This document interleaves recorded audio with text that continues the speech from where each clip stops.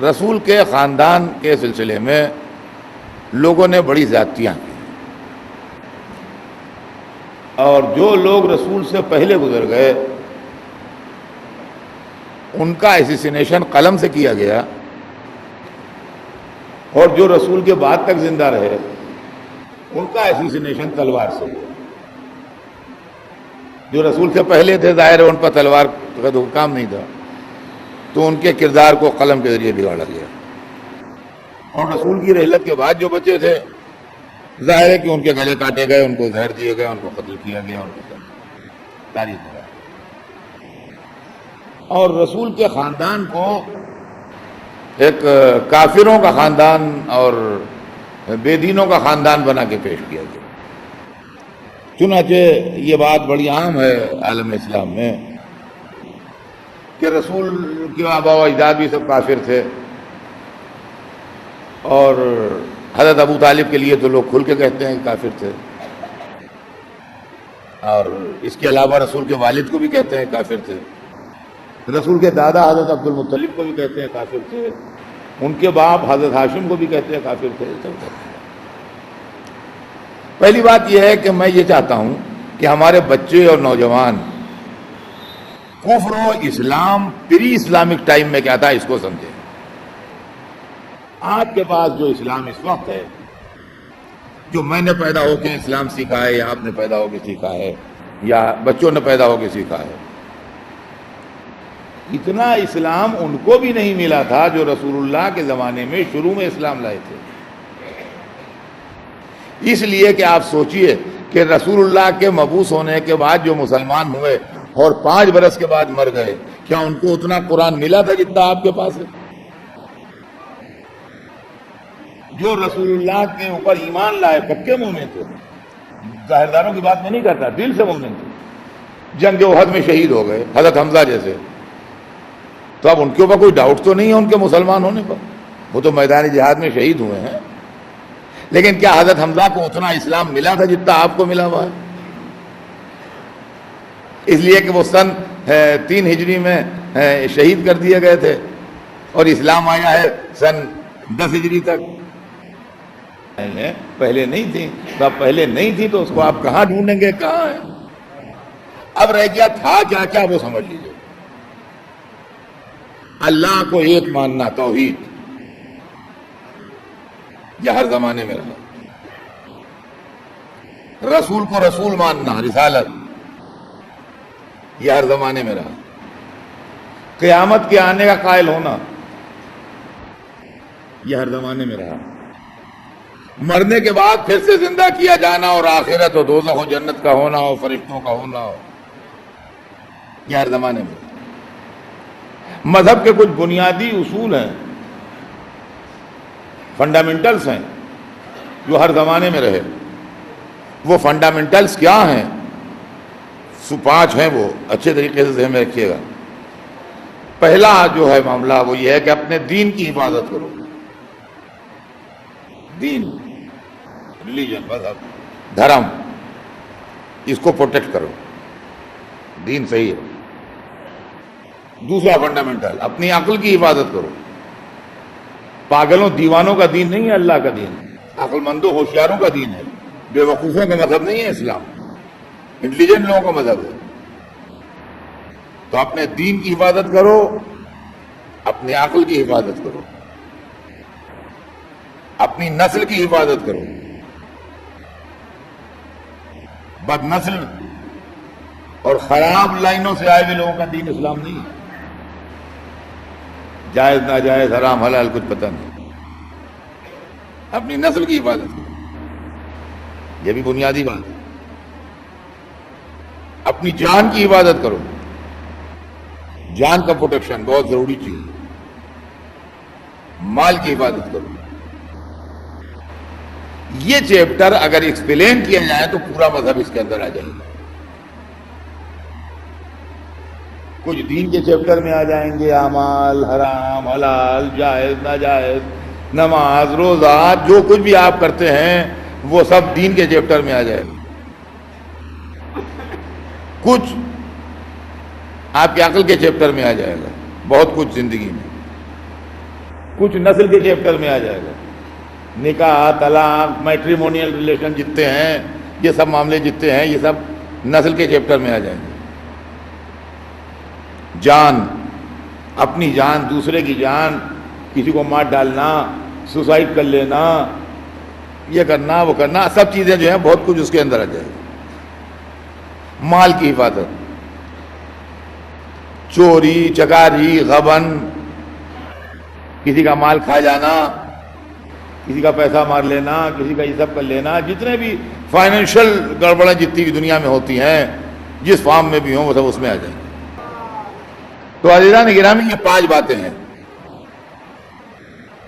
دین کی حفاظت کرو، عقل کی حفاظت کرو، جان کی حفاظت کرو، مال کی حفاظت کرو، نسل کی حفاظت کرو. یہ اسپرٹ ہے دین کی، دھرم و مذہب کی. اب اس کا ثبوت سنیے. دین کی حفاظت کرو، اس لیے شرک حرام ہے، اس سے دین بگڑتا ہے. عقل کی حفاظت کرو، اس لیے شراب حرام ہے، اس سے عقل ضائع ہوتی ہے. نسل کی حفاظت کرو، زنا حرام ہے، اس سے نسل بگڑتی ہے. جان کی حفاظت کرو، قتل و خودکشی حرام ہے، اس سے جانیں ضائع ہوتی ہیں. مال کی حفاظت کرو، چوری حرام ہے، اس لیے کہ اس سے مال میں خرابی آتی ہے. تو اب رسول اللہ کے بزرگ کس دین پر تھے؟ رسول اللہ کے بزرگ جو تھے وہ ملت ابراہیمی پر تھے. یہ لوگ نسل جناب ابراہیم میں تھے. جناب ابراہیم کے بیٹے جناب اسماعیل، جو خانہ کعبہ بنایا تھا جنہوں نے اور وہیں رہے تھے، اور جن کی قربانی مینا میں پیش کی گئی تھی، یہ ان کے ڈسینڈنٹ تھے، ان کی نسل سے تھے. اور ان کا وہی دین تھا جو دین ان کو ان کے بزرگ ابراہیم و اسماعیل بتا کے گئے تھے، اور وہ دین اللہ نے قبول کیا تھا. اور اس دین کی تعریف قرآن مجید میں ہے کہ وَمَن يَرْغَبْ عَن مِلَّةِ إِبْرَاهِيمَ إِلَّا مَنْ سَفِهَ نَفْسَهُ، وہ جو ابراہیم کے طریقے سے ہٹ گیا، اس نے اپنے نفس کو حماقت میں ڈالا، برباد کیا. تو رسول اللہ کے جتنے بزرگ تھے وہ سب ملت ابراہیمی پر تھے.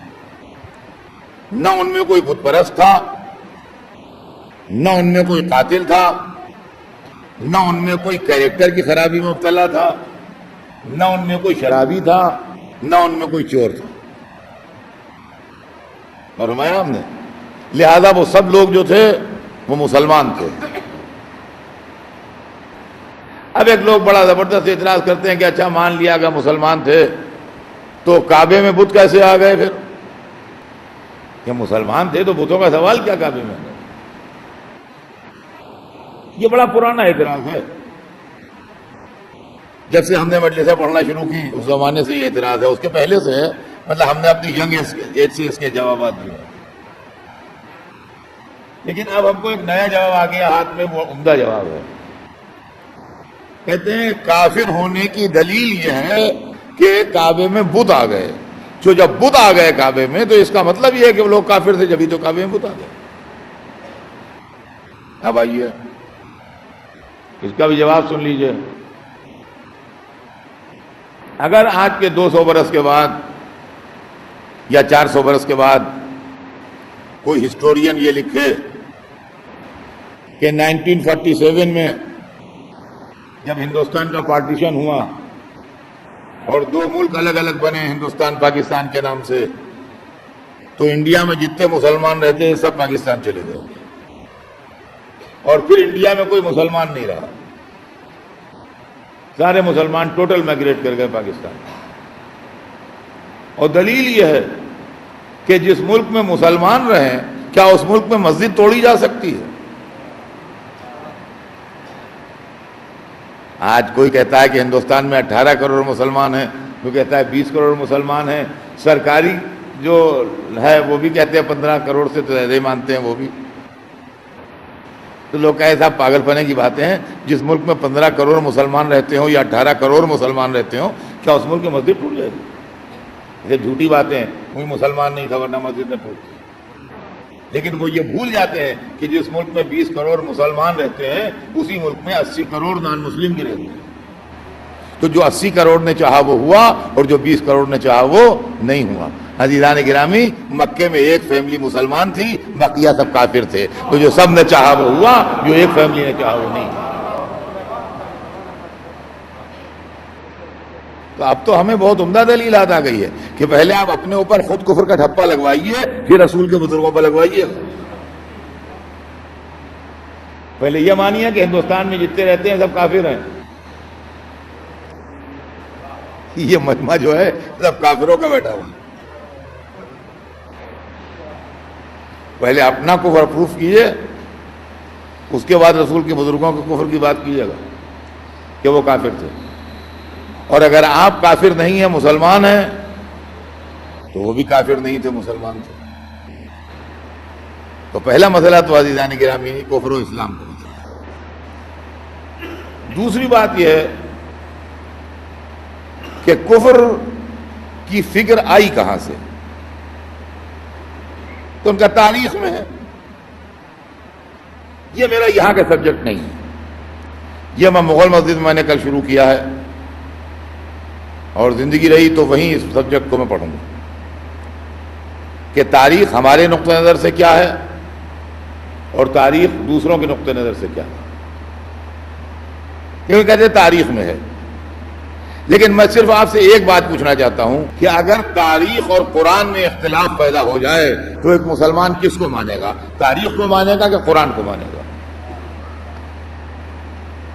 اگر سچویشن یہ آ جائے کہ قرآن ایک بات کہہ رہا ہو، تاریخ اس کے خلاف کہہ رہی ہے، تو ایسے موقع پر قرآن کی بات مانی جائے گی کہ تاریخ کی بات مانی جائے گی؟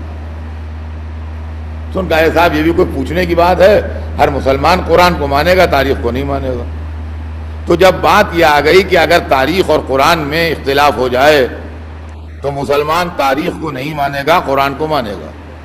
تو ایک تاریخ میں لکھا ہو یا 100 تاریخوں میں لکھا ہو یا 1000 تاریخوں میں لکھا ہو، اس کی قیمت ہمارے لیے اس لیے نہیں ہے کہ تاریخ یہ لکھتی ہے کہ رسول کے بزرگ کافر تھے، قرآن یہ لکھتا ہے کہ رسول کے بزرگ مومن تھے. یہ آیت جو میں نے آپ کے سامنے پڑھی سورہ آل عمران کی آیت ہے، اور اس کے اندر اللہ فرماتا ہے کہ لقد من اللہ علی المؤمنین، اللہ نے مومنین پر یہ احسان کیا ہے. کیا احسان کیا ہے؟ اس بعث فیہم رسولا، کہ انہی کے اندر سے ایک کو رسول چنا ہے. قرآن میں یہ بات اس طرح نہیں کہی گئی ہے کہ اللہ نے ایک رسول چنا تاکہ اس کے خاندان میں مومن پیدا ہوں، جس سے یہ اندازہ ہو کہ رسول پہلے چن لیا گیا، مومن بعد میں آئے. نہیں، لقد من اللہ علی المؤمنین، اللہ نے مومنین پر یہ احسان کیا ہے. کیا احسان کیا اللہ نے مومنین پر؟ اس بعث فیہم رسولا، کہ انہی میں سے ایک کو رسول چنا ہے. اور وہ انہی میں سے جب کہہ دیا تو یہ بات ہر ایک کی سمجھ میں آ جائے گی کہ ان سے قریب ہے، ان کے خاندان کا ہے. لیکن قرآن نے اور زور دیا اس پر، امفیسس اور زیادہ، کہ من انفسہم، جو ان کے نفسوں میں ہے. عربی زبان میں لفظ نفس وہاں استعمال ہوتا ہے جہاں کوئی کسی سے بہت زیادہ قریب ہو، وہاں لفظ نفس استعمال ہوتا ہے. اور یہ لفظ نفس جو ہے یہ آپ کا جانا پہچانا لفظ ہے. آیہ مباہلہ کے اندر بھی یہ استعمال ہوا ہے، انفسنا و انفسکم، ہم اپنے نفسوں کو لائیں، تم اپنے نفسوں کو لاؤ. یعنی جو تمہارے روح و جان ہوں، تم سے بہت کلوز ہوں، تم ان کو لے آؤ، اور جو ہمارے روح و جان ہوں، ہم سے بہت کلوز ہوں، ہم ان کو لے آؤ. تو لفظ نفس جو ہے وہ بہت زیادہ قربت کی علامت ہے، بہت زیادہ کلوز ہونے کی علامت.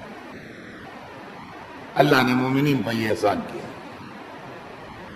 یہ بڑا پرانا اعتراض ہے.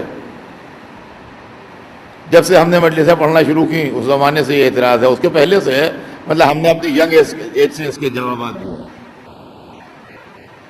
لیکن اب ہم کو ایک نیا جواب آ گیا ہاتھ میں، وہ عمدہ جواب ہے. کہتے ہیں کافر ہونے کی دلیل یہ ہے کہ کعبے میں بت آ گئے. جو جب بت آ گئے کعبے میں تو اس کا مطلب یہ ہے کہ وہ لوگ کافر تھے، جبھی تو کعبے میں بت آ گئے. اب آئیے اس کا بھی جواب سن لیجئے. اگر آج کے 200 برس کے بعد یا 400 برس کے بعد کوئی ہسٹورین یہ لکھے کہ 1947 میں جب ہندوستان کا پارٹیشن ہوا اور دو ملک الگ الگ بنے ہندوستان پاکستان کے نام سے، تو انڈیا میں جتنے مسلمان رہتے تھے سب پاکستان چلے گئے، اور پھر انڈیا میں کوئی مسلمان نہیں رہا، سارے مسلمان ٹوٹل مائگریٹ کر گئے پاکستان۔ اور دلیل یہ ہے کہ جس ملک میں مسلمان رہیں، کیا اس ملک میں مسجد توڑی جا سکتی ہے؟ آج کوئی کہتا ہے کہ ہندوستان میں 18 کروڑ مسلمان ہیں، کوئی کہتا ہے 20 کروڑ مسلمان ہیں، سرکاری جو ہے وہ بھی کہتے ہیں 15 کروڑ سے زیادہ مانتے ہیں وہ بھی۔ تو لوگ کہیں صاحب پاگل پنے کی باتیں ہیں، جس ملک میں 15 کروڑ مسلمان رہتے ہوں یا 18 کروڑ مسلمان رہتے ہوں، کیا اس ملک کی مسجد ٹوٹ جائے گی؟ یہ جھوٹی باتیں ہیں، کوئی مسلمان نہیں تھا ورنہ مسجد نہ ٹوٹتی۔ لیکن وہ یہ بھول جاتے ہیں کہ جس ملک میں 20 کروڑ مسلمان رہتے ہیں اسی ملک میں 80 کروڑ نان مسلم بھی رہتے ہیں۔ تو جو 80 کروڑ نے چاہا وہ ہوا، اور جو 20 کروڑ نے چاہا وہ نہیں ہوا۔